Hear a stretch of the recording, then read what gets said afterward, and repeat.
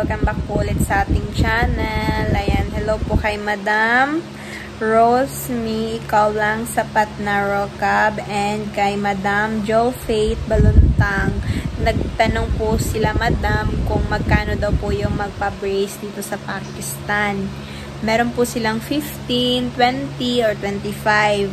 Tapos, 1,000 rupees. Pero yung pinili ko po yung 25 kasi madali lang po yung ano niya. Madali lang po siyang tanggalin. Hanggang 8 months lang po siya. Tapos mabilis yung pag, ano niya, yung dito yung pag, ng ngipin ko. Kasi kung yung 15 daw, matagal, ganon. Tapos, kasama na rin po kasi yung cleaning nito, lahat-lahat sa 25. Pero, depende din po kasi sa ngipin siguro. Kasi yung, pamangkin ni Daddy, yung kaibigan niya po, meron din pong yung ngipin niya dito, yung atras, abante, ganon. Tapos meron dalawang sira sa taas, tapos sa baba siguro meron sira. Hindi ko alam kung ilang sira sa baba, sa taas meron dalawa. Tapos yung sabi ng dentist na hihingi daw po sa kanya is 120,000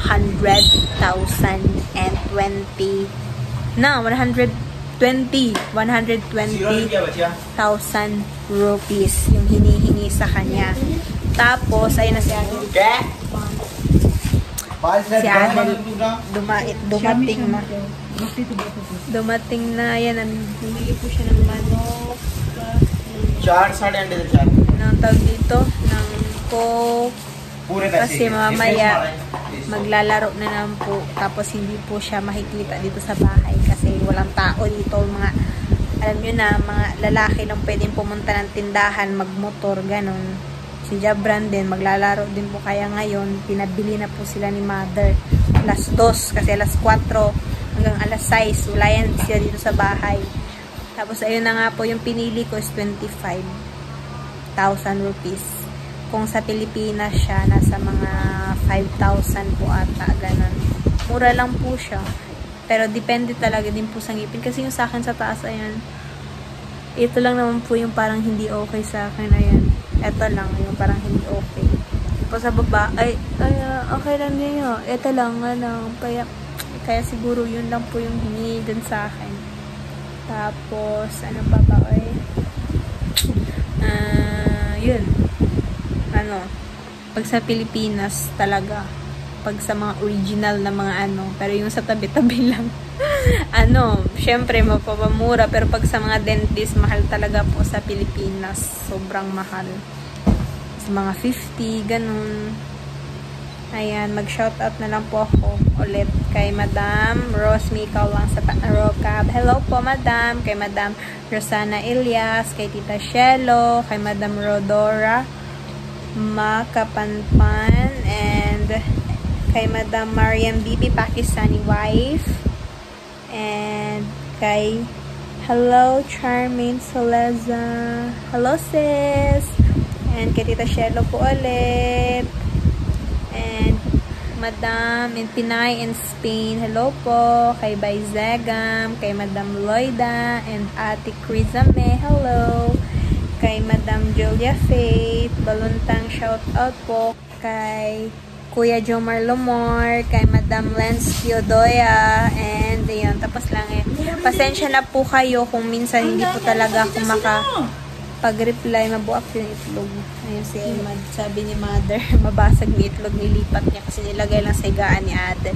Pasensya na po kayo kung minsan hindi po talaga ako makapag-reply sa mga comments kasi hindi ko po alam yung eto ko po, ayun, tingnan.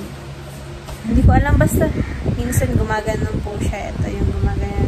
Tapos masakit po yung dito ko. Masakit talaga siya. Kaya minsan hindi po ako gaganon lang ako. Yung dito pag gumagamit ako ng cellphone, ganon lang. Hindi ko to ginagamit. Kaya minsan hindi po talaga ako makapag-reply ng mga comments. Pasensya na po. Pag mag-reply ako, example, nag-comment po kayo sa vlog ko ngayon. Tapos i-shoutout ko na lang po kayo sa next video ko kasi hindi ko alam, masakit po talaga yung dito, kaya yung dito ko masakit po talaga siya, promise. And ayan si Mother, and ayan po si Mother, nakauwi na po, and si Jabran natulog po ulit. Kahapon po sila umuwi, Mama. natulog si Jabran kasi yung sister-in-law ni Daddy nagpunta din po sa pinuntahan ni Mama. Tapos ngayon lang po sila umuwi.